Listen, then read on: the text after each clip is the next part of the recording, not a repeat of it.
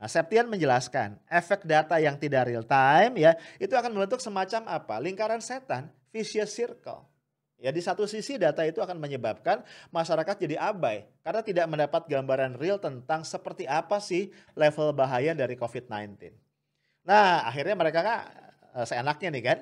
Dampaknya apa? Dampaknya kemudian nanti kasus Covid melonjak, tapi yang dilaporkan tetap under reporting. Sehingga nanti apa? Masyarakat semakin lalai. Terus begitu berputar dan tadi terjadi lingkaran setan dalam kasus penularan.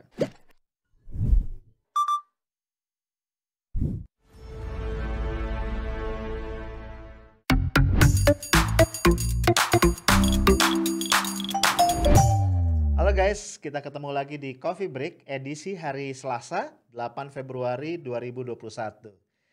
Eh, gue ingin ngajak lu untuk ngelihat seperti apa perkembangan kasus COVID di Indonesia ya. Data per tanggal 7 kemarin, total kasus kita ada di angka 1.157.837 kasus. Artinya satu hari kemarin itu ada tambahan kasus baru positif 10.827. Gede banget ya guys ya. Nah, sehingga gue ingin menghimbau, mengingatkan kita semua untuk selalu menerapkan protokol kesehatan dengan ketat, ya, yaitu 5M, memakai masker dengan benar, mencuci tangan dengan sabun dan air mengalir, kemudian juga menjaga jarak ya, social distancing, menghindari kerumunan dan juga membatasi mobilitas. Nah, guys, tentunya langkah-langkah pemerintah, strategi penanganan COVID yang jitu, yang tepat itu sangat tergantung pada akurasi data. Sayangnya nih guys, ada berita yang kurang sedap nih ya. Ini dilansir oleh Kontan 5 Februari 2021. Luhut, ya Pak Luhut mengatakan kurang lebih 2 juta data kasus corona belum masuk. Efeknya ke positivity rate. Gawat ya, 2 juta data guys. Ini luar biasa. Kita baca dulu ya. Masalah data kasus corona atau COVID-19 masih belum kelar. Ini terungkap langsung dari penjelasan Menko Marves yang juga Wakil Ketua KPCPEN, Komite Penanganan COVID-19 dan Pemulihan Ekonomi Nasional Luhut Binsar Panjaitan. Ya, dampaknya apa? Dampak dari data ini yang belum terintegrasi ya tidak menutup kemungkinan bahwa penambahan kasus corona akan meningkat tajam dalam beberapa waktu ke depan karena data-data tadi yang belum masuk ya. Nah, ini kata-kata beliau yang disampaikan di dalam satu pertemuan ya dengan Wamenkes dan Teh Saksono ya, para ahli kesehatan dan juga epidemiolog. Saya laporkan juga, ini kata Pak Luhut ya, hampir 2 juta data atau mungkin lebih dari itu yang belum di-entry. Itu akan berpengaruh pada positivity rate. Nah, Pak Luhut menargetkan bahwa data-data yang belum masuk ini akan bisa dituntaskan dalam waktu 2 minggu ke depan. Jadi targetnya selesai pada 2 Februari 2021. Nah, terkait dengan ini Pak Luhut mengatakan, Pak Wamenkes, Anda harus lihat bahwa data yang di-entry di daerah dengan apa yang di pusat itu berbeda. Parah ya. Gua kebayang ya, ini COVID nih sudah hampir 1 tahun, tapi ternyata persoalan konsolidasi data atau integrasi data pusat dan daerah ini belum selesai. Dan saya harap positivity rate berubah dari angka yang ada sekarang, kata Luhut ya, mungkin maksudnya turun ya. Nah guys, masalah data ini memang menjadi beban dalam penanganan corona atau COVID-19. Ini contoh yang lain ya, Gubernur Jabar ya Kang Emil itu kepada Presiden Jokowi dan Pak Luhut pekan lalu melaporkan masih ada perbedaan data kasus corona antara pusat sama daerah ya. Kang Emil dalam satu diskusi dengan media hari Kamis yang lalu menyebutkan bahwa sejak September 2020 sampai saat ini masih ada perbedaan data angka kasus corona antara Jabar ya, provinsi yang dia pimpin dengan pusat khususnya dalam data harian. Dari hasil penelitian Ridwan Kamil, data kasus lama tercampur dalam data yang dilaporkan pemerintah pusat. Parah ya. Ya, Kang Emil mengatakan begini, mencontohkan ya, tambahan kasus COVID-19 di Jabar 27 Januari 2021, belum lama ya. Saat itu data Kemenkes melaporkan kasus corona harian bertambah 3.000 lebih dan jadi yang tertinggi di Indonesia. Namun setelah dicek ternyata 2.000 kasus yang diumumkan merupakan data lama. Aduh, kacau ya. Kembali ke statement Pak Luhut tadi ya, Jubir Menko Marves ya Jody Mahardi langsung memberikan klarifikasi. Ya ini ada di satu berita, dia mengatakan begini, sebenarnya bukan 2 juta kasus positif yang belum masuk, tapi ada banyak hasil tes negatif yang tertunda untuk dilaporkan oleh laboratorium. Karena jumlah tes yang besar dan tenaga entry terbatas, laboratorium cenderung lebih dahulu melaporkan hasil positif agar segera bisa ditindaklanjuti. Guys, menurut gua nih klarifikasi dari Pak Jody ini agak kurang gimana ya, agak kurang make sense sebenarnya ya. Karena kan tadi 2 juta kasus belum di-entry nih, ya bisa aja di situ ada yang positif juga ya. Belum lagi kalau kita lihat tadi Kang Emil sendiri memberikan kesaksian memang nggak sinkron nih data pusat sama daerah. Ada data lama yang tercampur. Jadi kalau gua lihat ini bukan sekedar kasus, ada data kasus negatif yang belum masuk, bukan sekedar itu.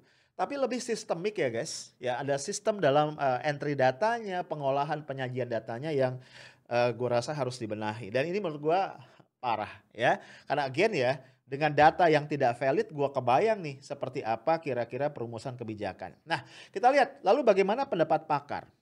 Nah ini ada berita ya yang dilansir oleh Pikiran Rakyat 8 Februari 2021 hari ini ya dari berita itu kita lihat judulnya lumayan nih. Sindir data COVID-19 yang dikeluarkan pemerintah, Dr. Priyono ini Pandu Riono ya, mengatakan terlalu manja disuapi data sampah atau junk data. Dr. Pandu Riono ini epidemiolog dari FKM UI ya, yang lebih akrab juga disapa dengan Dr. Priyono ya. Dia sih menyebut dirinya juru wabah ya. Menyindir akurasi data yang dikeluarkan oleh Satgas COVID-19. Nah, beliau tegas mengatakan kita butuh kepemimpinan yang paham kepentingan akurasi data. Dr. Priyono juga mengatakan mungkin selama ini terlalu manja disuapi data sampah atau junk data. Bahkan ya lebih tajam lagi, Dr. Priyono juga mempertanyakan integritas Satgas COVID-19 khususnya dalam konteks data. Dia mengatakan yang perlu dipertanyakan integritas penanggung jawab data di Satgas COVID-19. Nah guys, pernyataan keras dan tajam dari Dr. Priyono tadi ini sebenarnya merupakan komentar atau tanggapan atas pernyataan Septian Hartono.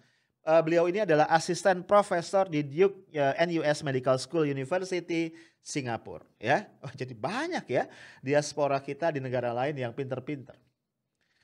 Nah, Septian Hartono mengatakan begini. Buruknya pelaporan data Jabar dan Jateng ini juga dilihat lewat data kematian versi pusat dalam 2 minggu terakhir. Septian mencatat terdapat variasi yang sangat lebar dalam data Jabar dan Jateng dibandingkan dengan Jakarta dan Jatim. Jadi Jabar Jateng ini variasinya terlalu besar. Nah sehingga kemudian Septian Hartono menjelaskan nih efek dari tidak akuratnya data yang telah terjadi tersebut. Beliau mengatakan gini nih, contoh efek 2 juta data yang belum tercatat di pusat. Ada gap besar antara kematian versi pusat dengan versus daerah. Dan ini pun sebagian besar daerah masih memilih untuk mengumumkan versi pusat di situs mereka. Nah kemudian Septian menambahkan entah jumlah sebenarnya berapa kalau data internal seluruh daerah dirilis. Nah, kemudian Septian mengingatkan nih pencatatan dan pelaporan data yang tidak real time ini sudah diperingatkan oleh WHO sejak awal wabah namun tidak pernah dibereskan. Ya. Tadi ya Pak Luhut mengatakan baru akan dibereskan dan hopefully selesai dalam bulan Januari. Nah Septian menjelaskan efek data yang tidak real time ya itu akan membentuk semacam apa? Lingkaran setan, vicious circle. Ya di satu sisi data itu akan menyebabkan masyarakat jadi abai karena tidak mendapat gambaran real tentang seperti apa sih level bahaya dari COVID-19. Nah akhirnya mereka seenaknya nih kan. Dampaknya apa? Dampaknya kemudian nanti kasus COVID melonjak. Tapi yang dilaporkan tetap under reporting. Sehingga nanti apa? Masyarakat semakin lalai. Terus begitu berputar dan tadi terjadi lingkaran setan dalam kasus penularan. Nah tentu saja guys ini sangat memprihatinkan buat kita. Ya, gue cuman mikir begini ya. Ratusan triliun dana itu sudah dikucurkan oleh pemerintah untuk penanganan wabah atau pandemi COVID-19 ini. nggak kepikir ya, susah gue mencerna bahwa dari dana itu nggak ada dana yang dialokasikan dari awal untuk membangun sistem data dan informasi yang akurat, yang terintegrasi dari pusat ke daerah dan sebaliknya. Ya, karena apa? Sekali lagi, ini COVID udah setahun. Belum lagi gue bayangin ya, kisruh nanti ya seperti yang disampaikan oleh Menkes Budi Gunadi Sadikin. Kisruh nanti ketika kita mau melakukan vaksinasi nih, sekarang vaksinasi sudah jalan ya. Kita mau pakai data yang mana?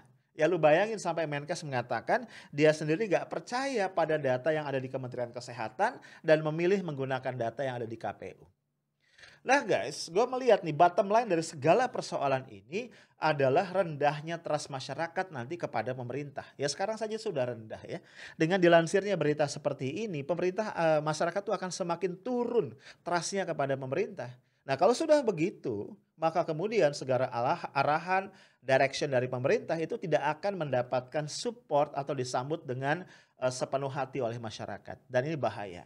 Ya gue ingetin lagi ya, WHO sudah mengatakan kalau kita bicara upaya mengatasi COVID-19, maka faktor leadership itu sangat krusial. Ya, dan leadership selalu berkaitan dengan sejauh mana pemimpin, ya government dalam hal ini bisa mendapatkan trust dan juga respect dari masyarakat. Sekali lagi kita sangat berharap bahwa ini segera bisa dibereskan agar kondisi data ini tidak semakin runyam dan tadi ya akhirnya kebijakan yang dirumuskan tidak berlandaskan data yang akurat. Itu aja guys dari gua, stay tough, smart and professional. Assalamualaikum warahmatullahi wabarakatuh.